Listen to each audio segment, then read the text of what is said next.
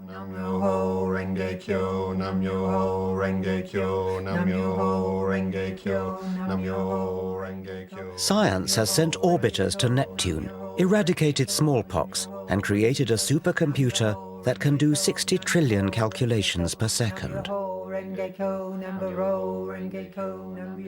Science frees us from superstition and dogma and enables us to base our knowledge on evidence. Well, most of us. Previously, I've explored how organized faith and primitive religious values blight our lives. You take the women and dress them like whores on the street. I don't dress women, they dress themselves. But you allow it as a norm. The fault line runs deeper even than religion. There are two ways of looking at the world, through faith and superstition, or through the rigors of logic, observation and evidence, through reason. Yet today, reason has a battle on its hands. I want to confront the epidemic of irrational, superstitious thinking.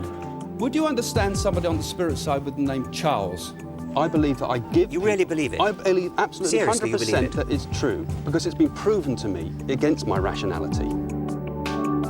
It's a multi-million-pound industry that impoverishes our culture. Astrology leans toward the divine and the sacred, words which I know you don't like very much. And throws up New Age gurus who exhort us to run away from reality. The tree-ness is the spiritual quality. Or the rockness. Or the rockness. Yeah. As a scientist, I don't think our indulgence of irrational superstition is harmless. I believe it profoundly undermines civilization. Reason and a respect for evidence are the source of our progress, our safeguard against fundamentalists and those who profit from obscuring the truth. We live in dangerous times when superstition is gaining ground and rational science is under attack. In this program, I want to take on the enemies of reason.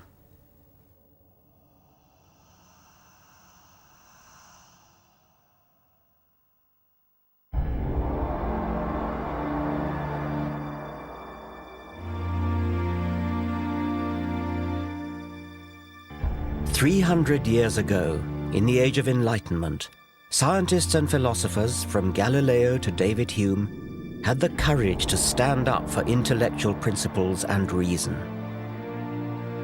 The rational science they pioneered has given us tangible benefits. Everything from antibiotics to electricity, sewage systems to sat-nav. And it's not just material progress.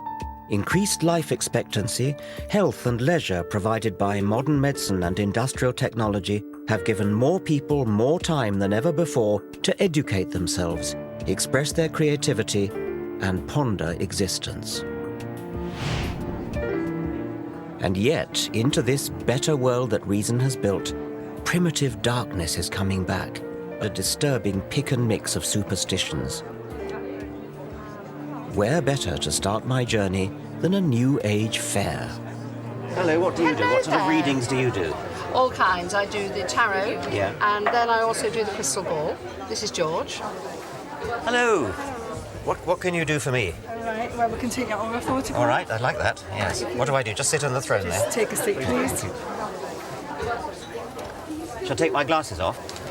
Oh, what have we got here? Right, now, you have got a couple of spirit guides around you at the moment, because I think there's something in your life changing, but I think this is about you as well, being more comfortable with yourself.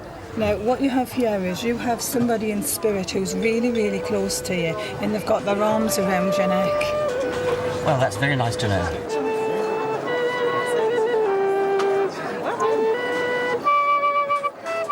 All these people reap the rewards of science and reason, but many here revel in a foggy suspicion of scientific thinking. Okay, so you could teach me how to use my psychic energy? Yes. Is that the idea? Yes. You can rely much better on that than on your head. Irrationality is woven into the fabric of modern life. We unthinkingly indulge unscientific delusion. I'm the rather schizophrenic Gemini. Aquarius. Pisces. Astrology is so pervasive that just about everyone has been indoctrinated with the alleged character of their star sign. They're fiery, a bit unreliable, they love traveling, they're very expansive, they're quite spiritual. Loyal, spend too much money, good leader. They can be a bit moody, swinging one way and the other. They can be very bubbly 1 minute and then a bit down, and you never know what you're going to get with them, my husband says.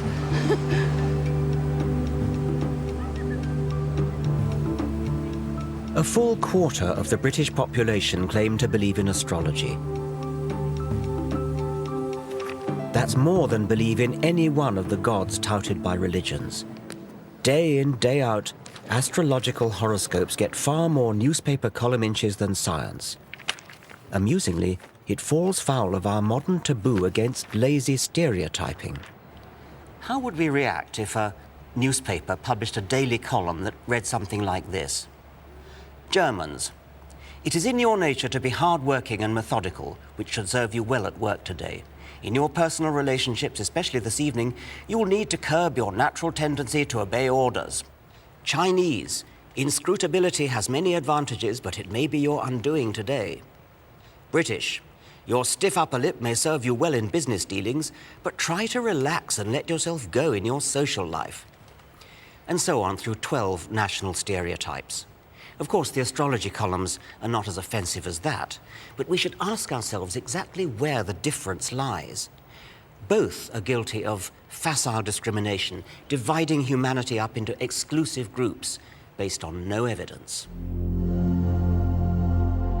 So now I want to find out how those who trade in such irrational nonsense can possibly justify what they do. This is a map of the cosmos with London in the very centre.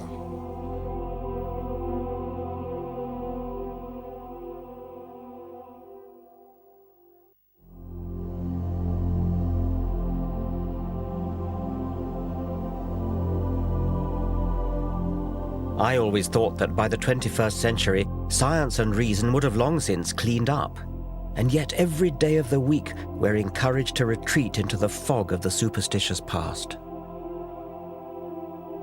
Astrology is a primitive belief system made into elaborate pseudoscience. It arrogantly makes humans the focal point of the universe. The movement of planets is supposed to signify petty developments in our career or love life. It was developed in the 2nd century AD by the philosopher Claudius Ptolemy and has not moved on since, despite the discovery of new planets and despite a shift in the Earth's rotational axis that has thrown Ptolemy's zodiac out by 23 degrees. You could ask a question. You could say, who has stolen my money?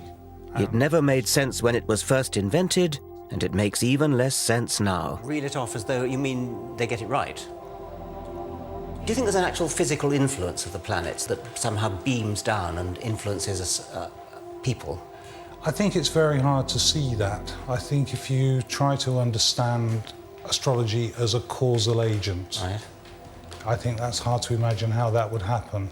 I think you have to look at the planets as signifiers. When you look at the movement of Saturn around the zodiac, it's a very strong signifier of what's going on in individual lives. I don't even understand how they could possibly be signifiers. I mean, how could the rise of Saturn possibly be a signifier for something that's going on physiologically in a person's body? The position of planets in the signs of the zodiac. This is what you keep coming back to ask me. How could it possibly work? Yes. And I've told you, I don't know. It's a deep, dark mystery. What isn't a deep, dark mystery is why the trite vagaries of newspaper horoscopes seem to chime with readers. Psychologists have identified what's known as the Barnum effect, whereby people tend to believe statements are accurate for them personally, when in fact they're general enough to apply to anyone. We could devise a little experiment where we take your forecasts and then give some of them straight, give some of them randomized, sometimes give Virgo the Pisces forecast, etc., and then ask people how accurate they were. Yes, that would be a perverse thing to do, wouldn't it? It would be, yes, but I mean, wouldn't that be a good test? A test of what? Well, how accurate you are. I think that your intention there is mischief, and I think what you'd then get back was mischief. Okay, well, my intention would not be mischief. My intention would be experimental test. Okay. Scientific test. Well, but even if it was mischief, how could that possibly influence it? I think it does influence it. I think whenever you do things with astrology, intentions are strong. I'd have thought you'd be eager. I mean, I'd have thought you'd really... See, the fact that you're not makes me think you don't really, in your heart of hearts, believe it. I don't think you really are prepared to put your reputation on the line. I just don't believe in the experiment, Richard. It's that simple. Well, you're in a kind of no-lose situation then, aren't you? I hope so. Yeah. Regardless of Neil Spencer's concerns, I wanted to conduct a simple trial. We selected 20 people at random. We asked them to read that week's horoscope for Capricorn, but as a test, we said it applied to their own star sign. Not only do you have clever Mercury and ambitious Mars focusing on success, but now the Sun is at the same pivotal mid-haven angle of your solar chart. I have no idea what that means. Put simply, this means that this is your moment to go that extra mile to become the person you dream of becoming. Remember, however, that there will be others who want what you have and will stop at nothing to get it. Astrologers say this should fit just Capricorn and not the rest. But what actually happened? Yeah, maybe. To be honest, I felt there's some Mercury energy this week because there's a lot of arguments around and a lot of bad vibes. Yeah, that kind of makes sense. What a load of old junk. It could apply to me as much as to the next person. Well, yeah, well, in a way, yeah. I am. I'm going on a flamenco course in Spain. That isn't necessarily pertaining to me this week. It's pertaining to me generally. Pile of rubbish. The same number of people agreed that the horoscope was accurate for them as disagreed, and similar results are found with proper large-scale experiments. Technically, all but one of our group should have disagreed, namely our only Capricorn. Does it apply to you? Not at this moment, no.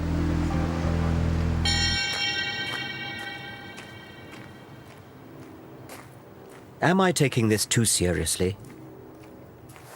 I believe astrology misleads the public, denies scientific progress, and belittles our universe. There's a far richer way of looking at the cosmos. Astronomy is a triumph of the human intellect, a real science, constantly enriched by new evidence. Forget about the astrologers' charts with their constellations and planets moving in and out of this house or that house. Go into a real observatory and look at the Milky Way. Or go out into the country on a moonless night. Just lie on your back and gaze up at the stars. The heart-stopping sight you'd see is 100 billion stars spinning through an expanding universe at a speed of 1 million miles per day. The light from some of the closer stars started its journey at the time of the dinosaurs. You're staring into a deep time machine.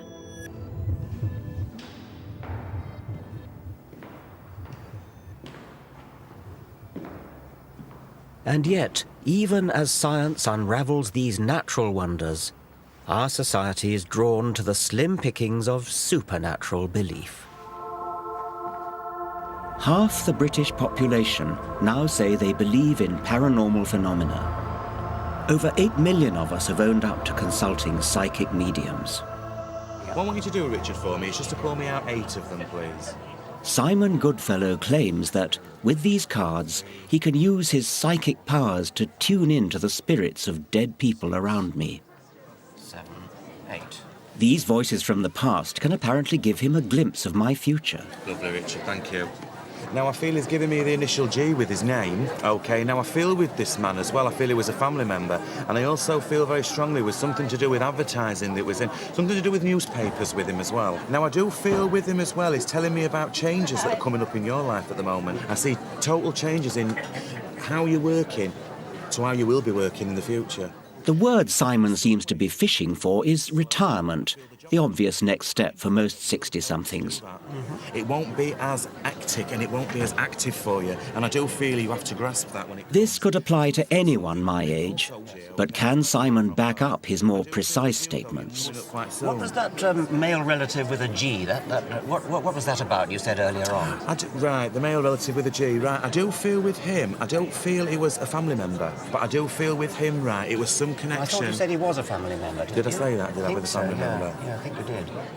Right, OK. Maybe. Let me see if I can feel him here still. Yes, OK. Right, OK then. What I feel with him, right, I feel as though there was a lot of things. It was a very strong character. Another feeling he's given me is it was very regimented as well, and I feel he served in the forces in some way as well. But can you understand anybody with a military background that was connected to you? Well, I've got really nobody military in my background at all, and actually nobody beginning with G either. I don't Right, think. OK. Spirit G has rung no bells, but now another voice comes from the ether. Oh, well, she's given me the initial E with the name. Now, I do feel with her as well, it's something to do with, I feel, a grandparent, and I want to give you an E-sounding name. My grandmother had a name beginning with E. At last, something I can identify with. E-sounding name. Yes. Tell me more about her. I mean, The lady, I do feel with her as well, she had a lot of cats. a lot of Cats. It's cats. Perhaps not. She never had a cat. She hated cats, as a matter of fact. Right.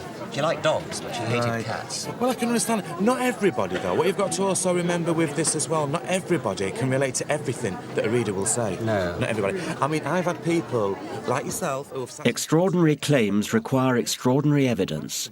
Because normally people who come to these events come for a reason, and because they want closure and direction in their life. And also what you've got to think about, Richard, as well, some things are very raw to me. Psychics may believe they communicate with the dead, but I've seen no evidence for it. My concern is that for some people, this superstitious nonsense can be far from harmless fun. If you've lost somebody dear to you, and I'm trampling all over those memories by telling you that they're here now saying this and that, I mean, that's none of my business, and if I'm just doing it because I can earn some money out of it, I've known cases of people that have lost a child that's so dear to them, and they cannot get over the fact they've lost the child and become addicted to these... Okay, this is a lady who is trying to connect with somebody at the front here. Darren Brown is a celebrated illusionist, but also a skeptic. He makes clear his performances depend simply on mental tricks. She looks very, very elegant, and there's guilt on her part, a feeling of guilt. I think your father passed when you were very young as well. Is that right? He gives me the inside intelligence on how a psychic medium might exploit entirely earthly trade secrets. They're using a skill called cold reading, which is a way of communicating information to somebody where it sounds like they know everything about you and they can reveal facts seemingly about your life and describe your character in a way that you'd be amazed by. Whereas in fact it's a linguistic trick or a set of linguistic tricks where they're saying words and you're constantly supplying the meaning yourself, but it can be very convincing. She's asking about, I want to say Charles? The psychic will, if it's with a group of people, throw out a name. Someone she left behind? Now, that name could refer to a person in the audience who's living, or it could refer to someone that's died, or it could be a friend of the person. It really could be anything. So it's up to somebody to pick up on it and turn it into what they want it to be. Is it another relationship that you had? Sorry? That's my ex-husband's name. And, of course, if they say, yes, that was my husband, then the reader can go, yes, that's right, he's here, he's saying he still loves you, or whatever that is, and they turn it back into, make it sound as if they were saying it was your husband, when in fact it could have been anybody, it could have been the name of the person that was sat there. Lily or Lucy or something like that. Yeah. Far from it being all vague or saying things that apply to just everybody, you'll get very specific details. She's saying something about a hat that you used to like, or something with a hat, yeah? One thing I saw was... there's a dog. He's saying something to do with his dog that used to sleep in the hallway. And the answer sort of came back, sort of, no. Yeah, well, it's something in the hall. It could be a picture of a dog. Is there a picture of a dog in the hallway? And the answer came back, no. I mean, I've just put up another picture. I put up a picture in the hallway of the family or something. That's it. He's saying he doesn't like the picture in the hallway. The dog was forgotten. But it actually started off talking about a dog.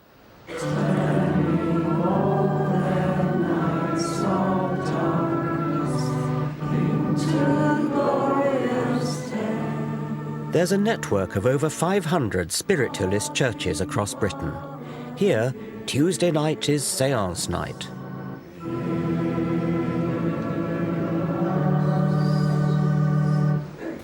And we ask that we can now build a bridge between this world and the next, so that we can once again go some way to proving that we survived death and that our loved ones in the spirit are forever with us. Amen.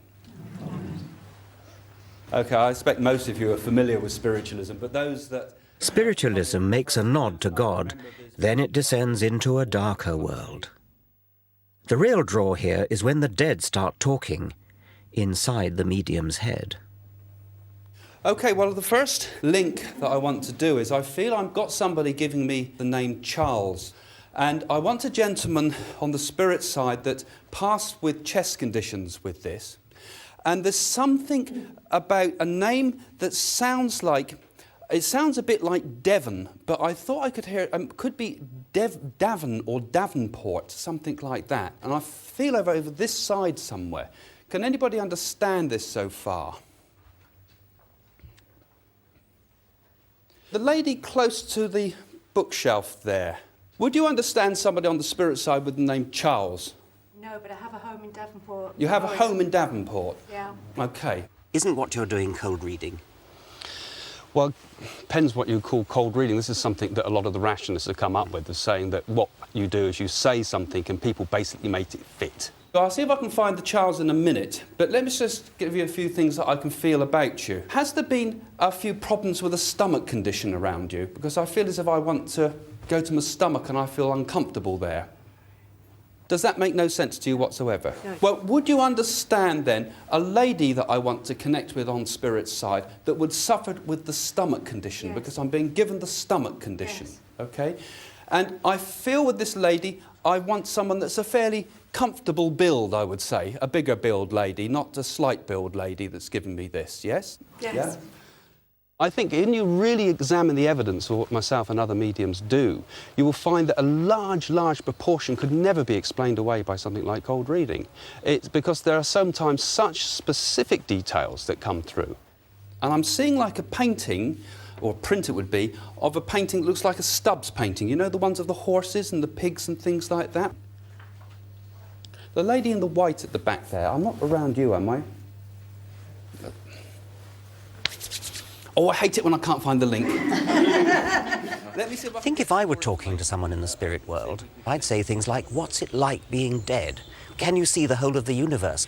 Why do you ask them such banal questions? Yeah, good point. But I think what happens is that mediumship comes from the non-rational, non-verbal parts of the brain, if there's such a thing. I believe it's a blending of thoughts between myself and the spirit communicator. But if only it could be just like a telephone line.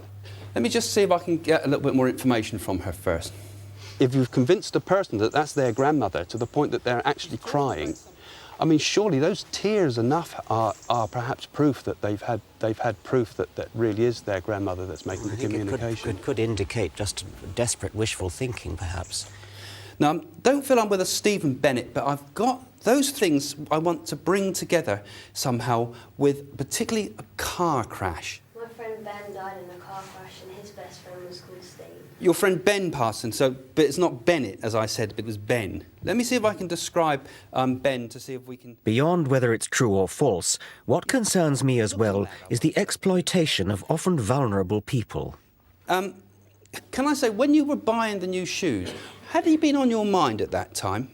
He's on my mind all the time, really. Yeah, but because it's as if I was particularly felt him around me at that particular time. That's why I feel I've got the connection with that.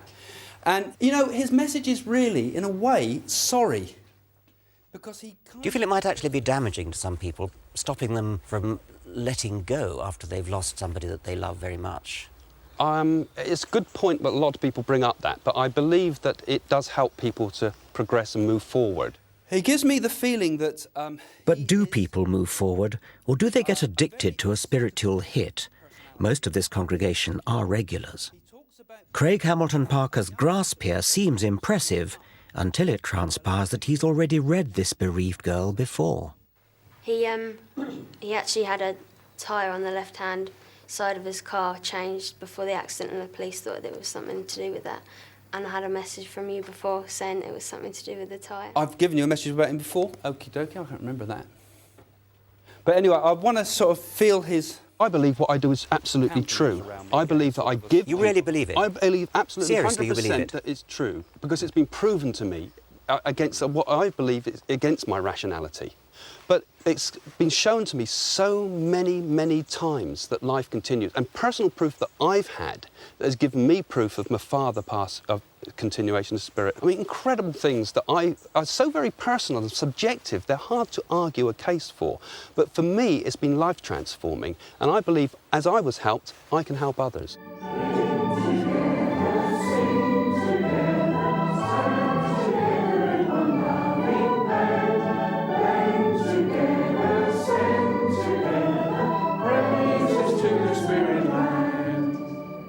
Time and again, so-called psychics side science and evidence. I have personal proof it's true to me. But as with religion, if it hangs on private feelings that can't be proved or disproved by science, then in what way can it be valid or meaningful to the rest of us? Cling together, sing together, stand together in one loving band. Next, I want to find out what happens when those who claim mysterious powers do allow themselves to be tested. No, I think it's 4. So shall we see how well you've done?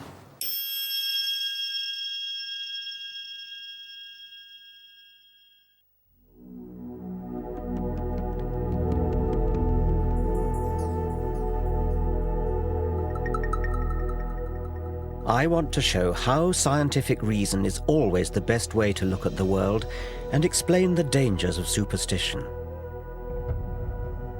I'm often asked how I know that there isn't a spirit world or psychic clairvoyance. Well, I don't. It seems improbable, but unlike the fixed worldviews of mystical faith, science is always open to new possibilities. Scientists test and retest evidence, refreshing our understanding of reality.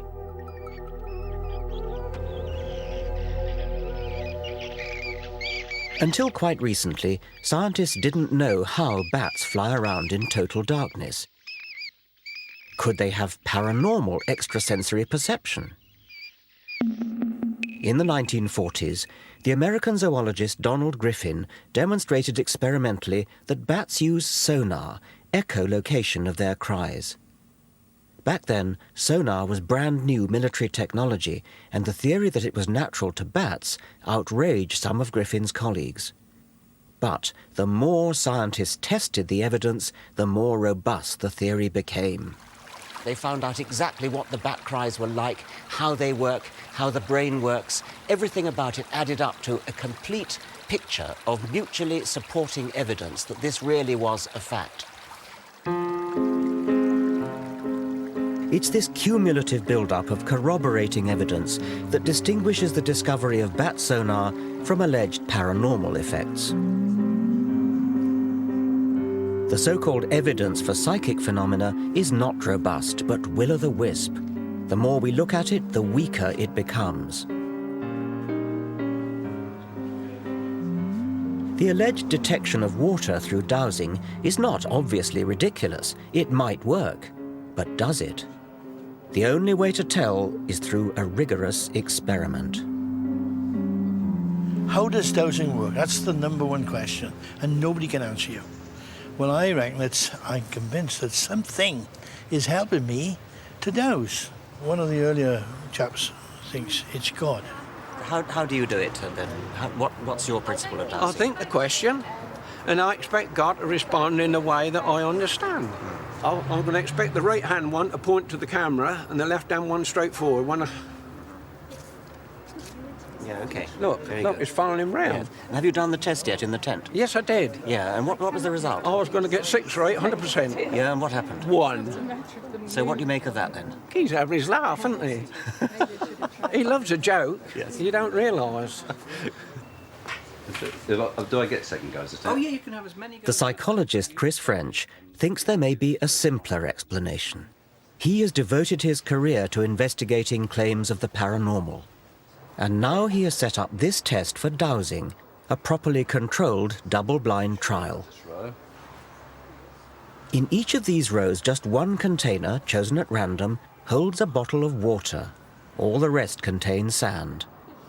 Neither the dowsers nor the tester are allowed to know where the water is until the boxes are opened.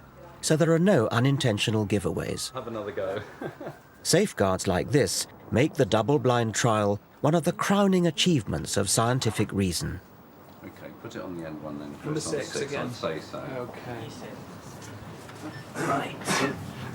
What you'll typically find when you talk to dowsers is they'll give you lots and lots of anecdotal evidence, lots of stories about how they discovered a leak in their neighbour's pipes and so on and so forth. But there are always other possible explanations there. Yes. What we're trying to do is set up conditions which would rule out any of those other explanations. But then we get down to the very fundamental, basic issue: can the dowsers actually do what they think they can do? Yes.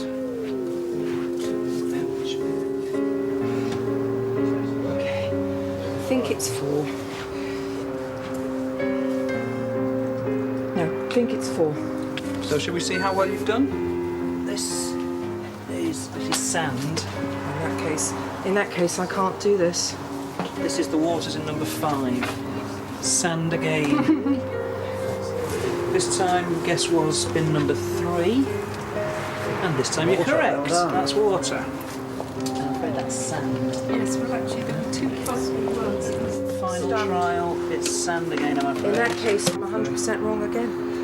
Well, you got 1 right out of 6, which is what we'd expect by chance. So far, they're performing pretty much in line with mean chance expectation. In other words, guesswork. Yeah. So no one has scored more than 2 hits out of 6. 3. 3. The people you've been testing, do they understand why they're being put through the double-blind procedure? I think once we've explained it to them, then they appreciate why someone who is perhaps sceptical or doubtful about their claims would see that that was necessary. What's interesting is it doesn't actually tend to dent their confidence at all. Which suggests that they're completely sincere. I think they are completely sincere. Yes. And they're typically very, very surprised when we run them through a series of trials and actually say at the end of the day, well, your performance is no better than would expect just on the basis of guesswork. And then what typically happens is they'll make up all kinds of reasons, some might say excuses, as to why they didn't pass that particular test. I feel the whole test is wrong. I'm shocked beyond words that this has happened. But I did say from the outset, couldn't we just sort out some grey blocks and some scaffold boards so that I can walk above it, which is what I would routinely do and I've done for 40 years. Who knows where or what bottles were in what tubs. That's the whole point, isn't it? That's the whole point. But if you understand dosing like I do, you'll understand that everything leaves an image. This state of denial is extraordinary. Even when confronted with hard fact, these dowsers prefer not to face up to truth, but retain their delusion.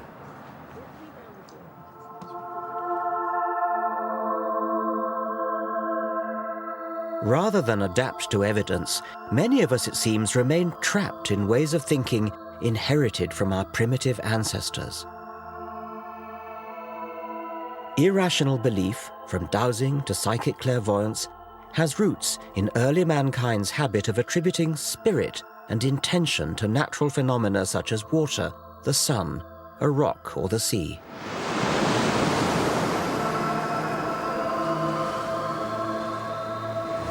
The sea has often been thought to be a malevolent force actively out to get you. In 480 BC, King Xerxes of the Persians built a pontoon bridge across the Hellespont, and a rough sea came and wrecked it. And King Xerxes was so furious that he sentenced the sea to 300 lashes.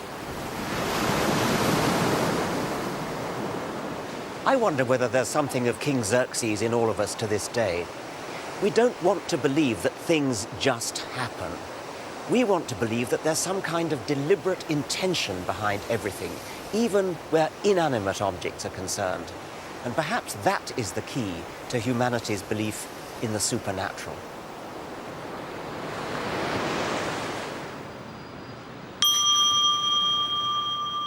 Even in the 21st century, despite all that science has revealed about the indifferent vastness of the universe, the human mind remains a wanton storyteller, creating intention in the randomness of reality. The delivery of rewards by a one-armed bandit is determined at random. But many gamblers want to think that what they do can increase their chances of winning the jackpot. They stand on one leg or wear a lucky shirt. Are these superstitious behaviors a byproduct of our evolution? All wild animals have to be kind of natural statisticians, looking for patterns in the apparent randomness of nature when they're looking for food or trying to avoid predators. There are two kinds of mistakes they can make. They can either fail to detect pattern when there is some, or they can seem to detect pattern when there isn't any, and that's superstition.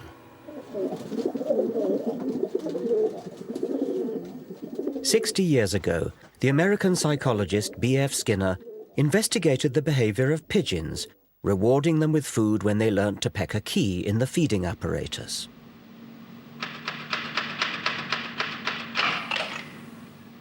But then Skinner set the apparatus to reward the birds at random. Now the pigeons just had to sit back and wait. But that isn't what they did. Instead, the majority developed what Skinner called superstitious behavior. When an individual pigeon, for example, happened to look over its left shoulder, and the reward mechanism just happened to click in at that point, it would have got the idea that it was looking over the left shoulder that had got it the reward, so it tried it again. By sheer luck, as it happened, the reward mechanism delivered food at the same time again. And so the pigeon was reinforced in its idea that looking over the left shoulder was what got it the reward. And it went on and turned into a maniac for looking over the left shoulder. Humans can be no better than pigeons. We constantly create false positives. We touch wood for luck, see faces in toasted cheese, fortunes in tea leaves. These provide a comforting illusion of meaning. This is the human condition. We desperately want to feel there's an organizing force at work in our bewilderingly complex world. And in the irrational mindset, if you believe in the mystical pattern you've imposed on reality, you call yourself spiritual.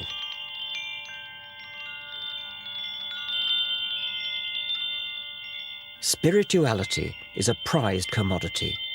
The media tell us to respect spiritual souls and their apparently deep insights. Spiritual self-help guides do a roaring trade in the material world, outnumbering science books by 3 to 1. But what does spirituality actually mean? So please take your seat and please come slowly and gently so that we can start the proceeding without losing time. So could you please...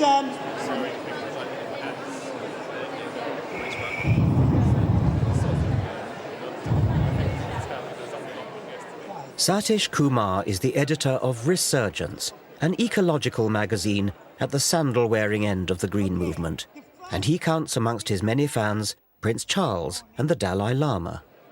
I represent the entire history of evolution. I was present in the beginning, the first Big Bang, and I'll be here for billions of years to come. But isn't Satish's spirituality just about imposing yet another superstitious false positive? World is made of two elements. One element is visible element. The other aspect of creation is invisible dimension, things we cannot see. So what is that element which is invisible? I call it spiritual. When you go in a room, you say, there is a good feeling here. There's a spirit of the room. Well, now you've changed to something rather different. The spirit is a very big and very holistic and very inclusive word. It is not defined in a one particular way. So when you go in a room, you can say, the tree has a spirit. A rock has a spirit. It's a living rock for me. Nature without spirit cannot exist. Like a tree cannot exist without the sunlight, it cannot exist without rain, it cannot exist without soil. Also, it cannot exist without the tree-ness. The tree-ness is the spiritual quality. Or the rockness. Or the rockness. When you talk about the rockness or the quality of a rock, I can see as a scientist a rock has hardness and things like that, but I think that's not quite what you mean. It sounds as though what you do mean is something imposed by the human observer. A rock is but atoms. There is a rock quality in the rock. Well, that's a matter of assertion. I mean, you are now simply asserting that. Asserting, I'm understanding it. This is my understanding. Okay. Some may understand more fully than others, but it is not imposed. It is there. It all sounds very poetic, but it's not reality. Like priests, mullahs and rabbis, New Age mystics ceaselessly attempt to fill gaps in human understanding with fabricated meaning. Science and rationality are often accused of having a cold, bleak outlook. But why is it bleak to face up to the evidence of what we know? The word mundane has come to mean boring and dull. And it really shouldn't. It should mean the opposite, because it comes from the Latin mundus, meaning the world, and the world is anything but dull. The world is wonderful. There's real poetry in the real world. Science is the poetry of reality. And yet today, science is under attack. Next, I want to look at the dangers that poses.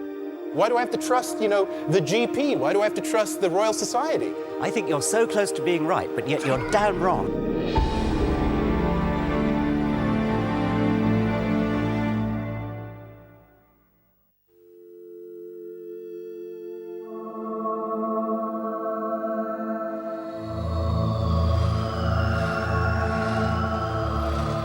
In the last 50 years, science has put a man on the moon, cloned a sheep, decoded the human genome. And yet, sadly, the white heat of the 1960s seems to be treated as a white elephant today. What colour do you see, guys? In the thing, it looks multicolored. Okay, it's blue, yellow, and that's it. It's that. A prejudice against science is evident in schools. Physics A-levels have halved in the last 25 years, chemistry fallen by more than a third. University departments are closing all around the country. And last but not least... This is a betrayal of the Enlightenment. The fundamental problem, I think, lies with the fashion throughout our educational system to teach students to value private feeling more highly than evidence-based reason.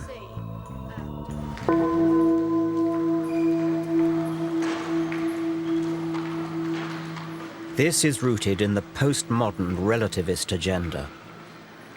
For relativists, scientific truth is just a patriarchal Western orthodoxy that, like the old Roman Catholic Church, stands in the way of other equally valid outlooks on the world. With things like the paranormal, the drive for alternative medicine, all these kinds of movements away from the orthodoxy in science, I see it a lot as like the Protestant Reformation was vis-a-vis Roman Catholicism. Internet, in a way, is kind of functioning as a kind of information source, very much like the printing press did in the 15th century and 16th century, that is in a sense empowering people to sort of look up stuff for themselves in terms of different kinds of treatments and things like that, and in a way not trusting the experts anymore. And well, look, why do I have to trust, the GP? Why do I have to trust the Royal Society? I think you're so close to being right, but yet you're damn wrong. You're absolutely wrong. I would like to take that ball and run with it in a different direction. Yes, we want to question authority. We don't want to say, because this person is the president of the Royal Society, therefore what he says is right. We've got to go back to the evidence and find out what is actually true. The problem is, of course, people may look at the same evidence and then reach a somewhat different conclusion from what the head of the Royal Society reached. And so they will say, well, look, you know, I looked at the evidence too, and I'm not persuaded by this. That's where you start getting a kind of an opening up of science.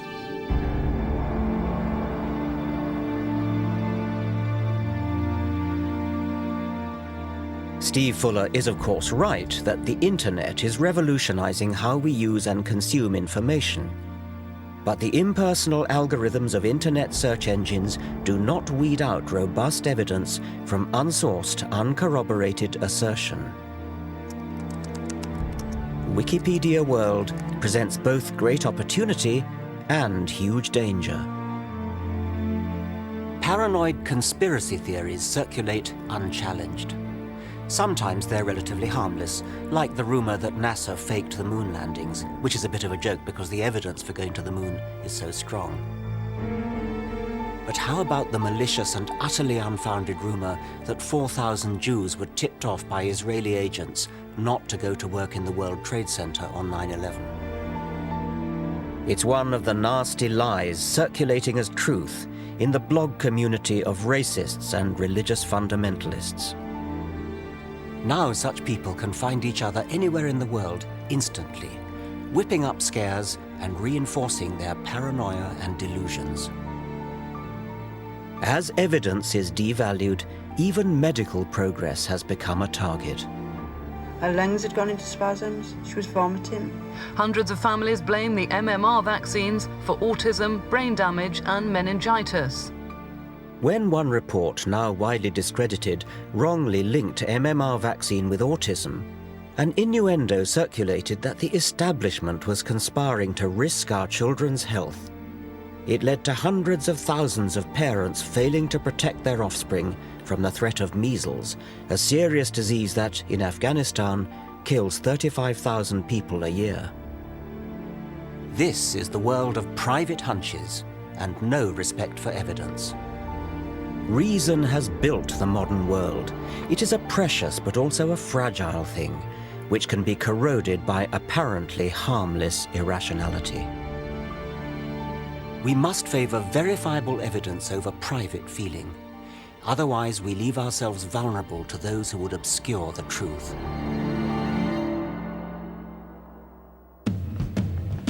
Next week, I look at how health has become one of the fiercest battlegrounds between reason and superstition.